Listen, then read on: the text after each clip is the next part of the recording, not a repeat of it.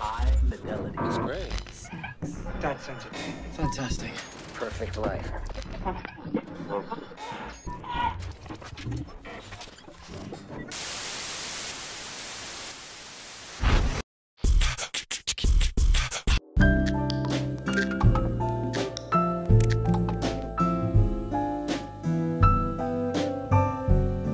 Bonjour Claude, Claude Fausse.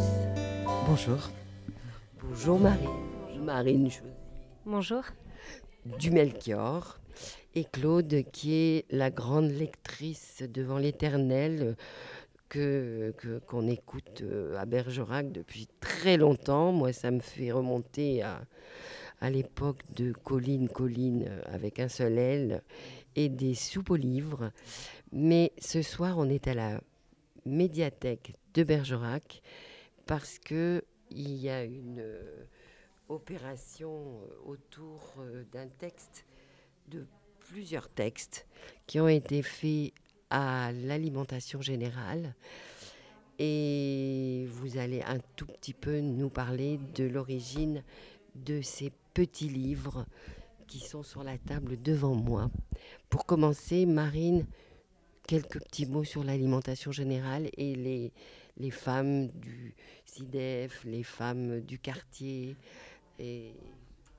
Donc Alimentation Générale, c'est un lieu du coup qui a ouvert en 2017 dans le quartier Jean Moulin et qui est du coup un lieu on appelle en tout cas d'innovation sociale et artistique, où 3 activités principales s'y déroulent: la cuisine, le jardin et la couture.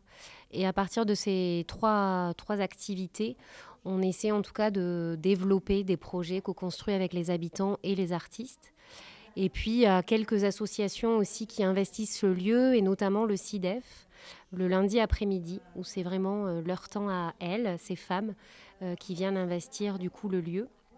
Et nous, on n'est pas du tout invités à écouter ou en tout cas à participer. Mais petit à petit, on s'est dit, tiens, ça serait quand même chouette de pouvoir imaginer comment rentrer en relation ensemble avec elle.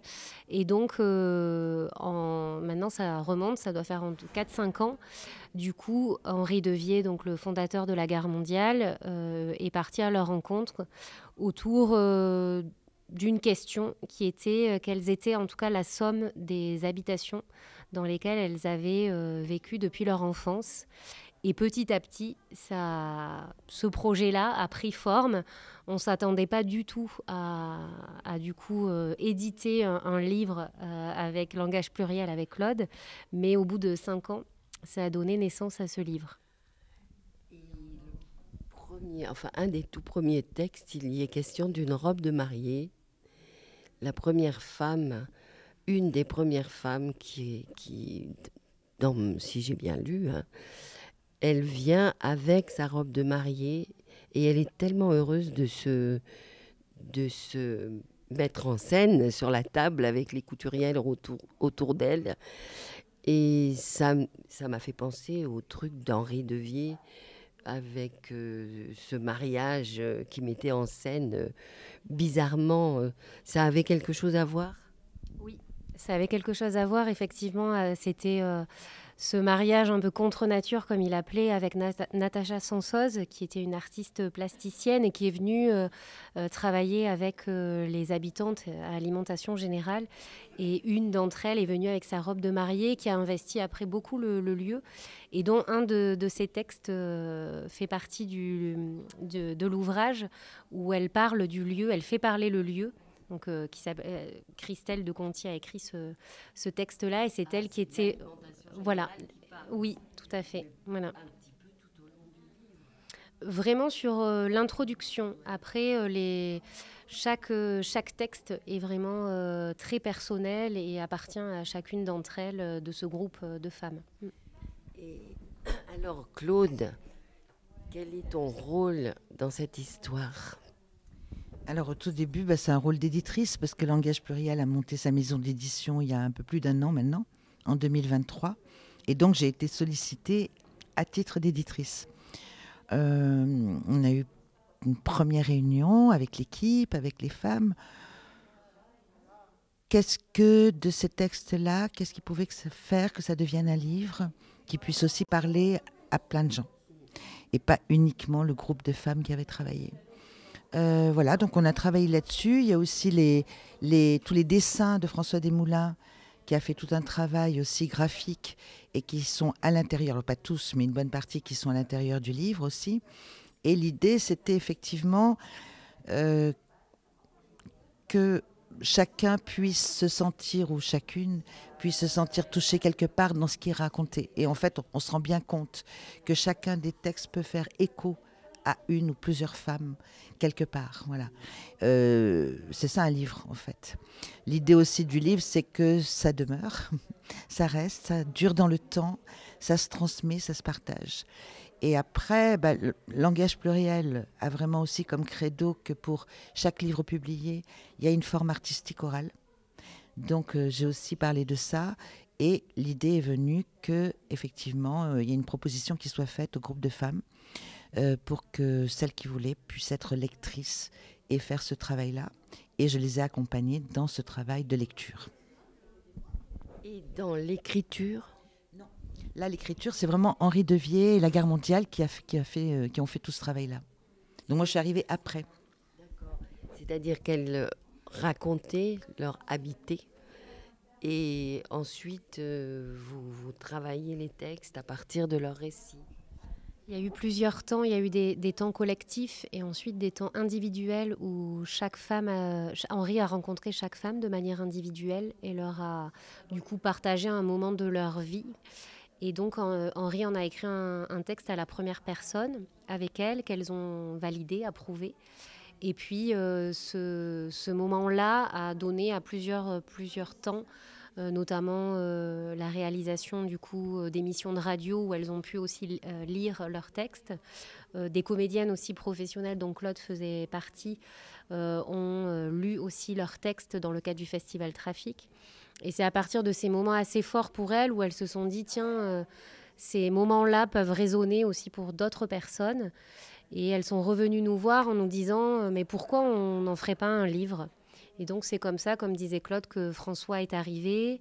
Sarah Ghazali aussi de la librairie La Mauvaise Herbe, qui a partagé pas mal de moments avec elles sur qu'est-ce qu'était aussi un processus éditorial, qu'est-ce qu'elles avaient envie aussi dans ce livre, et ensuite constituer des va-et-vient entre Claude et ce groupe. Écoutez, en tout cas, moi j'ai... Oui, vas-y. Juste une petite chose, parce que sinon, ça serait dommage de ne pas le dire. Le dernier texte du livre, c'est un texte d'Éric da Silva, et c'est important. C'est-à-dire que c'est un auteur professionnel de théâtre qui a accompagné Henri et qui a écrit un texte qui est aussi en lien, bien entendu, avec tout ce travail, tout ce projet qui a été mené par la Guerre mondiale. Voilà. Et qui a ce mélange-là de textes d'amateurs accompagnés et un texte professionnel. Et que tout ça fait quand même un joyeux mélange, je trouve. Alors, j'ai tout lu. Il y a des textes qui m'ont vraiment beaucoup émue. Mais j'attends avec impatience le texte d'Éric da Silva. Éric da Silva, si. J'ai été persuadée que c'était un texte écrit à deux voix. Lui et une autre voix, mais les deux voix viennent de lui. Donc, il va falloir que je le relise parce que je crois que j'ai pas vrai. Parce qu'en plus, on peut le lire un peu, comment dire, je croyais qu'il fallait toujours sauter, mais je me suis aperçue après que je l'avais lu trop vite, je pense. C'est un beau tricotage, un beau tissage de deux voix qui s'entrecroisent. Et voilà, vraiment. Bon, est-ce que vous voulez ajouter quelque chose? Après, on vous laisse tranquille. Oui, donc là, c'est l'avant-dernière date. Elles ont joué, je ne sais plus combien de fois, 4 fois, dont dans un festival de théâtre à Villeréal.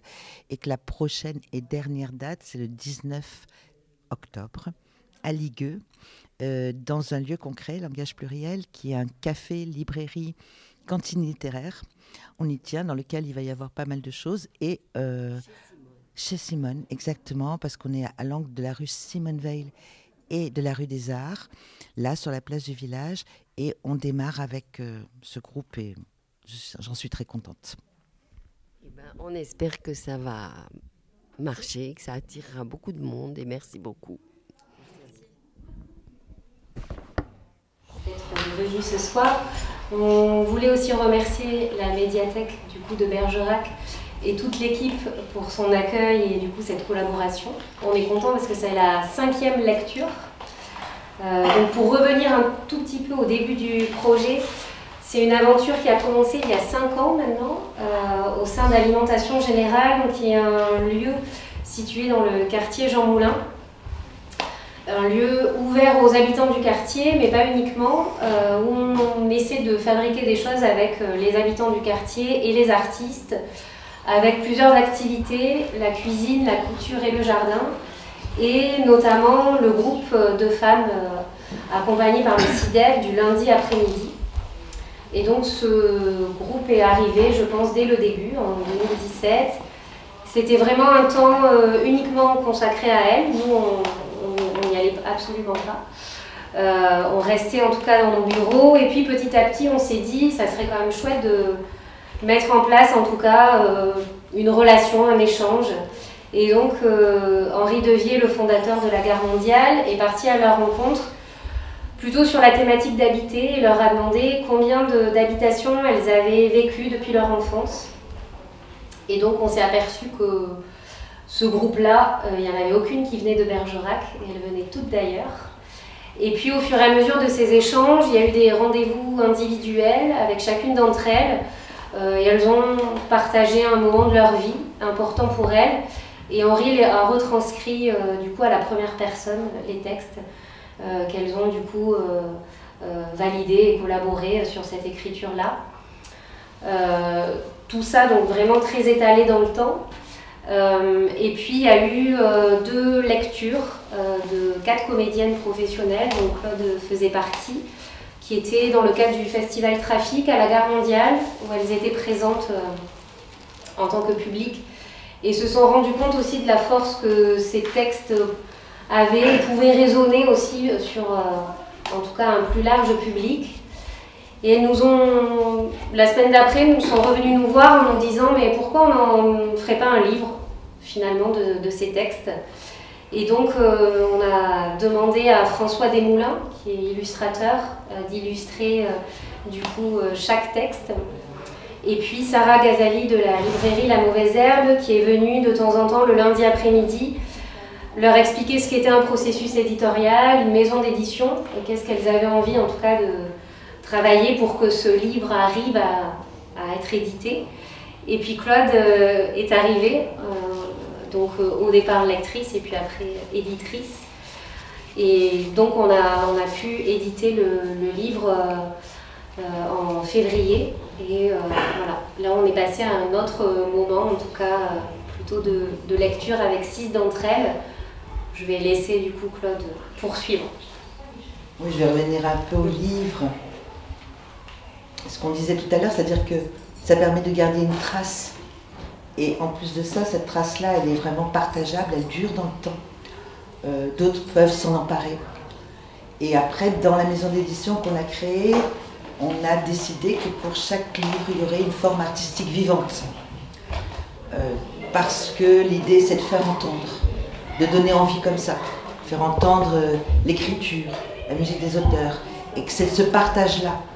Parce que sinon, s'il n'y a pas de partage, ça sert à quoi les livres? Alors bien sûr, il y a cette lecture première qu'on peut faire chacun dans son coin, mais quand même, c'est bien d'en parler après. Et donc, l'idée, c'était qu'effectivement, on leur a fait la proposition au groupe de femmes qui ont écrit, et aux autres qui étaient là, qui avaient envie de faire un travail de lecture pour partager, faire entendre ces textes. Donc il y a eu tout un travail qui a été fait comme ça, qui dure à chaque fois. Là, on a encore travaillé, parce que ce ne sont pas des comédiennes professionnelles, mais qu'il y a voilà, un minimum de travail à mener, qu'elles ont mené. C'est une super belle aventure. Et on en parlera après. Après, vous pouvez les rencontrer, leur poser aussi des questions. Hein. Elles sont tout à fait contentes qu'on les interpelle, qu'on leur pose des questions. Bon, je vais m'arrêter du coup, mais vraiment, réagissez après aussi. sur ce que vous avez ressenti, sur ce qui se passe, etc. Qu'est-ce qui se passe au travers de tout cette forme-là. Voilà. Et un peu le fond de la question qu'on partage avec la guerre mondiale, c'est à quoi ça sert les artistes. Il me semble qu'il y a quand même des réponses qui se mettent en place. Voilà, on laisse la place.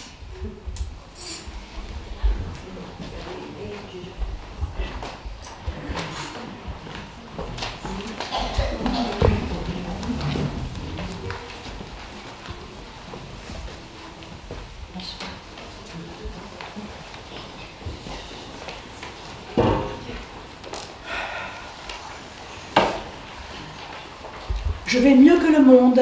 C'est beau. Non, c'est triste. On est toutes des pépites. Ce que nous vivons, c'est mystérieux. Parce que c'est nous. Et pas d'autres.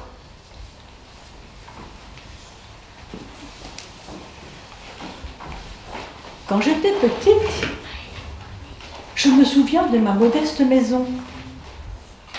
Je me rappelle que ma mère me baignait dans la même bassine où elle lavait le linge.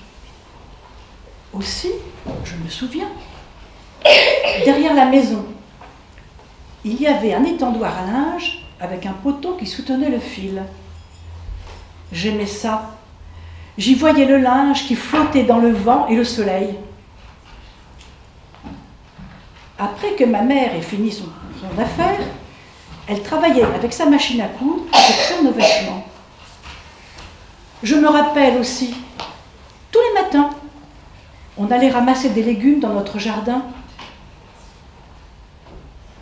Quand mon père partait à son travail, ma mère racontait son histoire.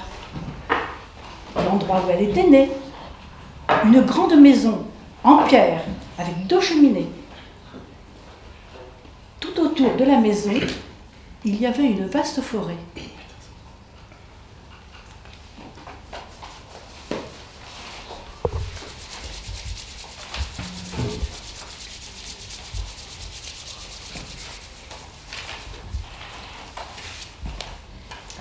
Jardin, plein air et tranquillité. C'est ça une maison. Mais si tu veux savoir à quoi ressemble la mienne, celle de mon enfance, je dirais un appartement avec une véranda et une terrasse au premier étage, juste au-dessus du magasin de pompes funèbres de mon père. C'était ça ma maison. Et mon père s'appelle Robert. C'était avenue Michelet à Saint-Ouen, à 2 pas des Puces, avec vue sur Montmartre. Ça donnait aussi sur l'avenue du cimetière parisien. C'est comme une impasse. Et on y allait y jouer, justement, au cimetière. On l'appelait le cirque, parce que beaucoup de gens du cirque y sont enterrés. À la Toussaint, il y avait plein de fleurs.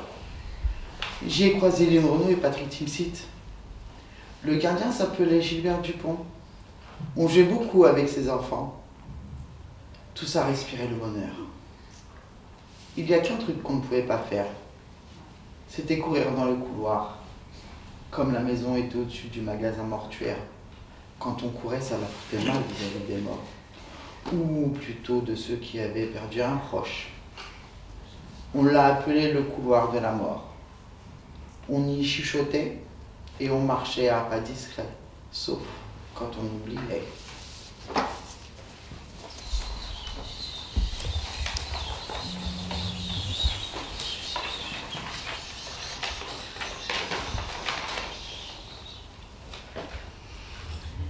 Une rivière coule le long du terrain. Il fait froid et je vais quand même m'y laver. Je vis au 2e étage d'une ferme, j'ai 4 ans et je ne connais pas encore le mot sanitaire. Nous sommes le 1er jour du mois de mai. Nous partons avec mon frère chercher du muguet avec l'idée de le mettre en bouquet et de le vendre sur le petit pont où passe la nationale.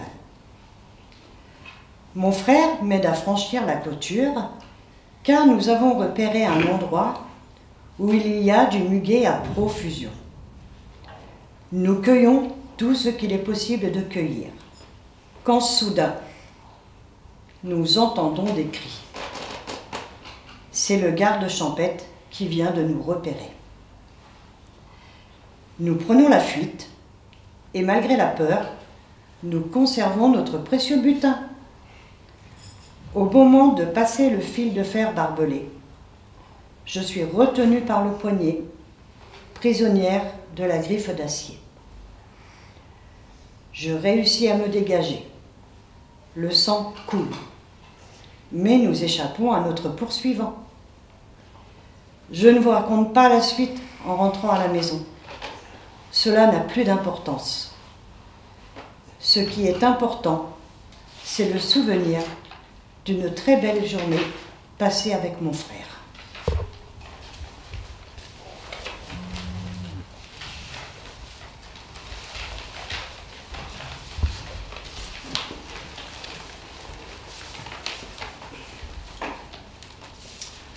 Mots en cascade. Une cheminée à moitié jaune. Des étincelles de toutes les couleurs. Pour griller la viande. Et aussi le pain. Entendre le craquement du bois. Et une fois. Mais qu'est-ce qui fait cet arbre dans la maison? Jamais plus vu de sapin à Noël. On avait besoin de rien. Une boîte de conserve. Une roue de vélo. Pieds nus dans le ruisseau. Fabriquer des cabanes de cow-boys. Manquait plus que le cheval derrière. Aller à la pêche en moto accrocher mon frère Roger. Qui aimait aussi les voitures des années 60. Les lacs. Les rivières pour trouver les anguilles. Comme des serpents. Les ablettes. Des grenouilles. Parfois des champignons. On se baignait aussi. L'orphelinat à Saint-Lary. Marcher dans la neige. Tous attachés. Et le soir, au coin du feu, on était 10 enfants. 6 frères. Tous morts.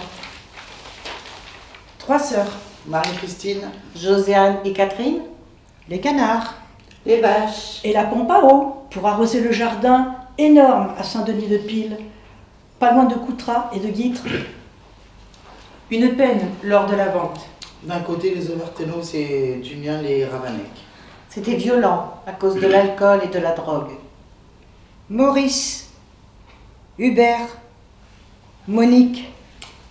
On s'aimait bien. Il y a eu des tensions, bien sûr. J'ai été placée au moment de la mort de maman. Et mon père est mort aussi 7 jours plus tard. La mer. Les lacs sauvages. J'allais aussi à Royan avec un sandwich. Et ça suffisait. La maison est méconnaissable. Aujourd'hui c'est une maison neuve. Alors, passer derrière. Et retrouver les bambous. Et plus loin la rivière. Mon père était soudeur à l'arc. Si je pouvais, J'aimerais habiter. Une vieille maison. Pas un lotissement. Avec une cheminée.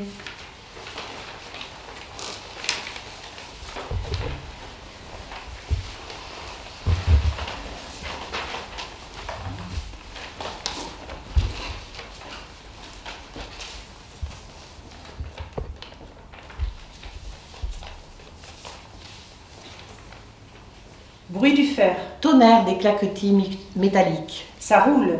Ça hurle en tous sens. Les corps sont malmenés. Virage à angle droit. Brutale décélération. Ou soudaine accélération. Tout fait vacarme. Les rires.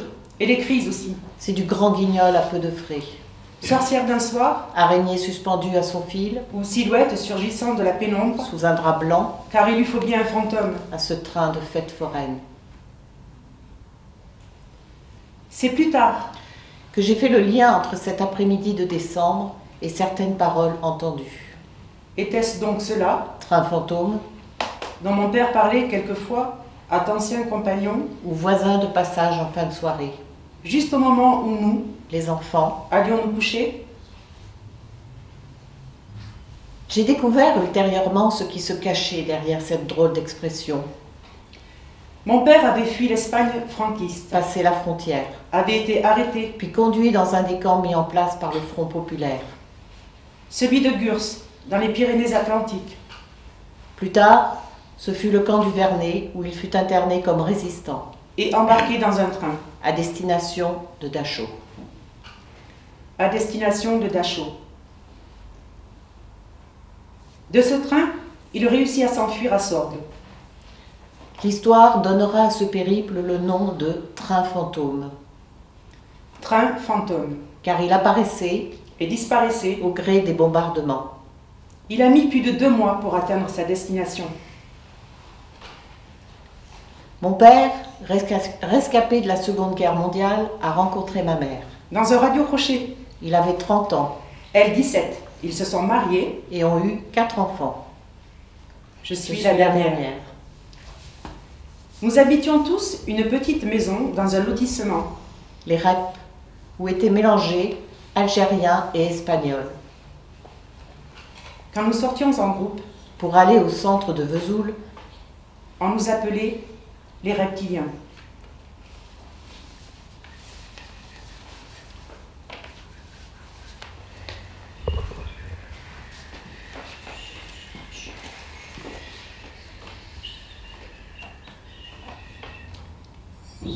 J'aime les murs, Banksy et les tombes.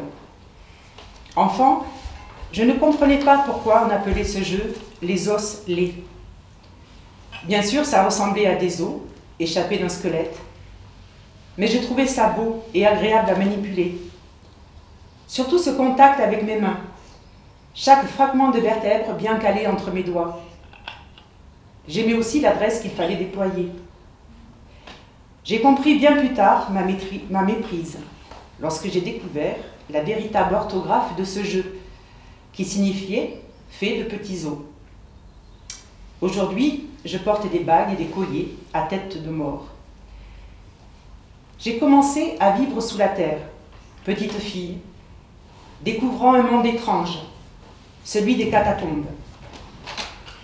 Une forme d'anarchie souterraine, excitante, attrayante et paradoxalement bien structurée, avec ses lignes de démarcation, ses différentes faunes, son ambiance électro, mais aussi son indifférence pour les intrus de passage, dont je faisais partie.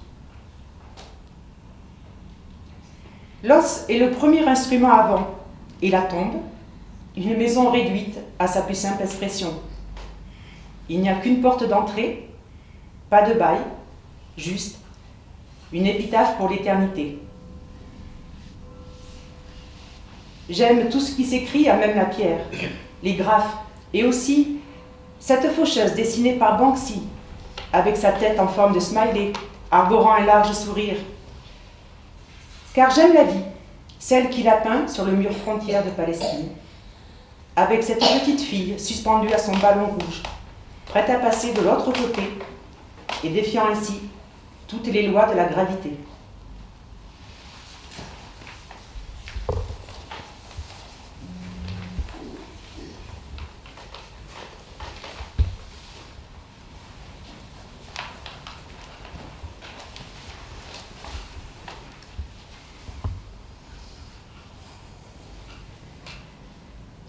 Je ne sais si c'est le froid du canon sur la tempe Ou le dégage de mon territoire, qui m'a stupéfié le sang au point de me laisser là, glacer sur place. sans pouvoir décrocher. C'était sur l'instant, Ça n'a duré qu'un temps, car la minute d'après, mes muscles se sont contractés, en une poignée de secondes, puis relâchés, puis contractés à nouveau, en tous sens, donnant à ma fuite désordonnée la direction que lui indiquait mon instinct, brutal et incertain, cognant tout sur son passage, risquant la chute à tout moment pour me retrouver enfin recroquevillée, tremblante. hors de toute portée.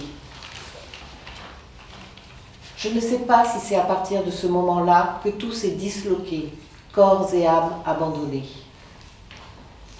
J'ai vécu à la rue 6 mois à Paris. 2 mois à Marseille. Mon campement, Parc des Princes, d'avril à octobre, Préau Stade Coubertin. Marseille, c'était pire, surtout la nuit, Le connard régnait toujours sur moi. comme sur son monde. C'est Omer et Christelle qui ont senti le point limite Au-delà duquel il n'y a plus de retour possible. où tu nous donnes un numéro de téléphone, où on t'embarque illico. Je me rappelle, comme dans un brouillard, cette porte claquée 8 mois plus tôt. Fermeture définitive sur une vie qui ne m'apportait plus rien. Faire table rase, Partir. s'essayer à la liberté à même la rue. C'est le numéro de ma sœur qui est sorti. Unique recours échappé de mon inconscient. comme un lien jusque-là ignoré. Sortie du tunnel? Ce fut long, mais aujourd'hui je vais bien. Ce fut long, mais aujourd'hui, je vais bien.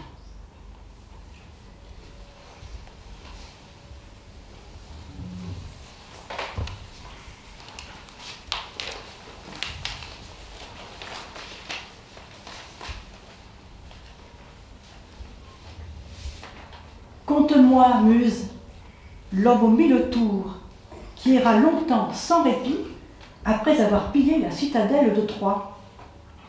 Il vit des milliers d'hommes, visita leur cité et connut leur esprit. Il endura 1000 souffrances sur la mer, en luttant pour sa survie et celle de ses compagnons. Ainsi commence l'Odyssée qui relate les aventures d'Ulysse. Prologue à son retour dans la ville d'Ithaque. Moi, ce n'est pas de retour que je vous parle, mais d'un exode qui dura 8 ans. Mon histoire se déroule à l'envers de celle d'Ulysse, parce que je suis une femme, que je n'aime pas la guerre, que j'ai perdu ma ville, que mon pays n'est plus mon pays. Mais ce voyage, celui que j'ai accompli, n'en est pas moins une épopée. Elle s'inscrit dans le temps de cette odyssée pour les temps futurs. Se cherche un poète qui saura peut-être un jour raconter ce qu'il m'est interdit aujourd'hui de nommer.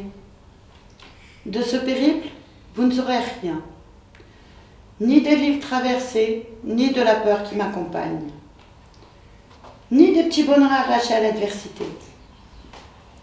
Je dois me taire pour protéger ce lopin de terre qui m'a vu naître. Continuer ma route. De temps à autre, je ne peux repousser les images de cette vie d'avant. Je respire l'odeur de mon village, entends ses sources souterraines, contemple la neige au sommet des montagnes environnantes. Je pénètre même dans mon jardin. Revois ma maison, le jasmin sous lequel ma mère et moi buvions le café. Je parcours chaque ruelle de mon village. Et puis, cela s'estompe peu à peu, sans que je sache vraiment comment cela est arrivé, ni comment cela a disparu. Ce que je sais, c'est que je suis dans ma chambre, celle de l'appartement que j'occupe avec ma famille. C'est un cube posé sur d'autres cubes, une construction plutôt triste, mais elle est mon abri. Ici, pas de guerre, pas d'exode, juste le temps qu'il nous faut pour refonder quelque chose. Avoir une chambre à soi, y laisser pénétrer le soleil, mais c'est comme entrer dans un livre sans commencement ni fin.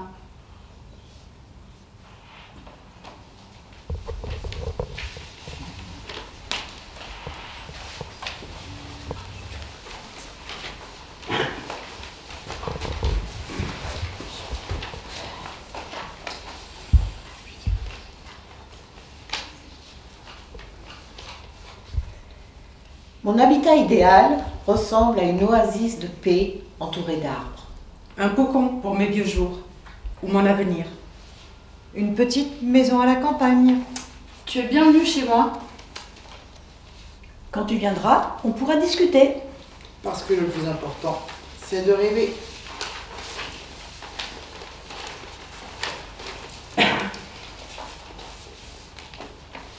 Nous sommes des femmes. Mais pas que. Mais pas que. Nous habitons le quartier. Mais pas toutes. Mais pas toutes. Nous occupons un lieu situé Au 27 boulevard Jean Moulin. Au 27 boulevard Jean Moulin. au cœur de Bergerac. Et nous l'avons baptisé Alimentation générale. Alimentation générale. C'est le titre d'un film qui nous a inspirés. Comme une expérience d'entraide. Et de convivialité. Certaines disent que c'est Une épicerie culturelle. Mais ce n'est pas sûr. Mais ce n'est pas sûr. C'est avant tout un lieu de rencontre. D'accueil et d'échange. Certaines icous, on les appelle Les alicouseuses. les alicouseuses. D'autres y cuisinent. C'est La brigade d'Ali. La brigade d'Ali. Mais ce n'est pas que cela. On y trouve aussi Des temps de parole, Un jardin partagé, La langue des signes. etc. Etc. certaines viennent d'ailleurs. De Berlin. d'Istanbul, de Palerme, Du Cameroun, de Bordeaux, mais aussi d'à côté. Mais aussi d'à côté. Ils, elle, Elle. sont artistes. Ils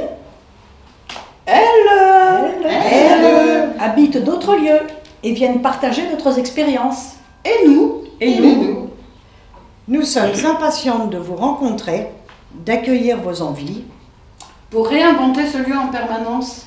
pour réinventer ce lieu en permanence. on peut dire que ça fonctionne. Collectivement. Sur le désir, la rencontre et l'écoute. Ça se décide, ça se tricote. Ensemble. Ensemble. Ça cherche tout simplement à créer un lieu ancré, ouvert sur le monde.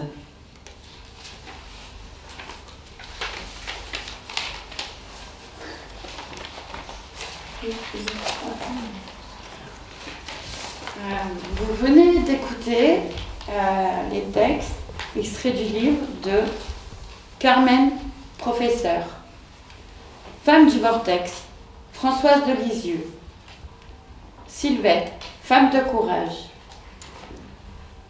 Femme du Vortex, Géraldine, en son sein se porte le sacre du cœur.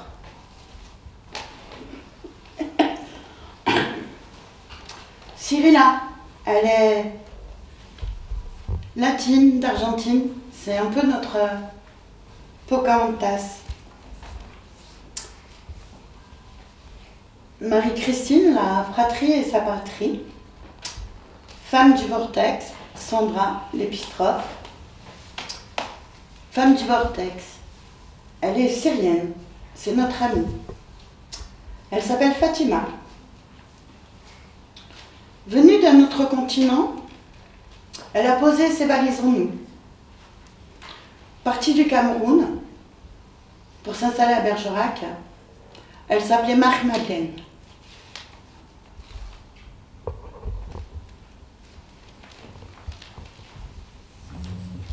Sandra, Christine, Caroline, Marie-Claude, Françoise. Géraldine.